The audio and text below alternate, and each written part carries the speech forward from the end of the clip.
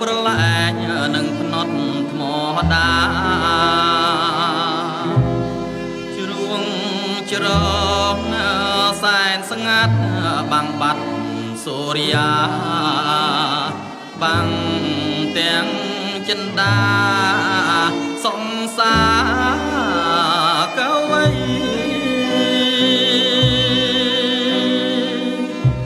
ទាំងហោលៀបភ្នំរយំក្រលួចសំលេងអង្គួចបាយខំចងដៃរំដាវប្រហាដួងចិត្តភាំងក្តីជុំនឿព្រៃប្រឡ័យស្នេហ៍ខ្ញុំ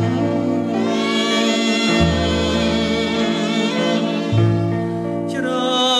ឡងសេចមៀងចំណូលណាស់តែខ្ញុំអៀនខ្មាំងនឹងដងព្រៃភ្នំ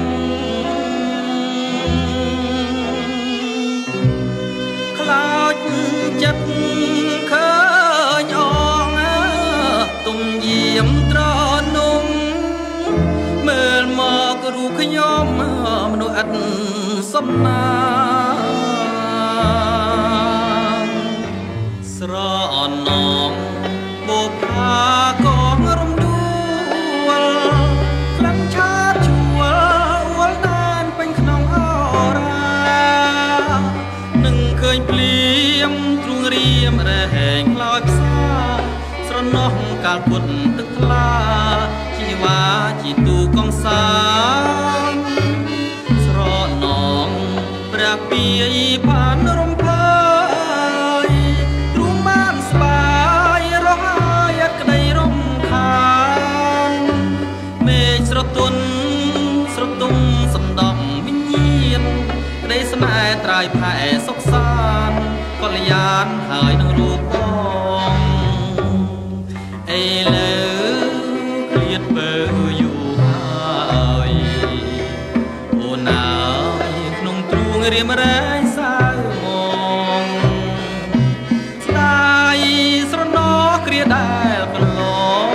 ងមៀងបងធ្វើមិនដេចត្រឡប់មិញបាន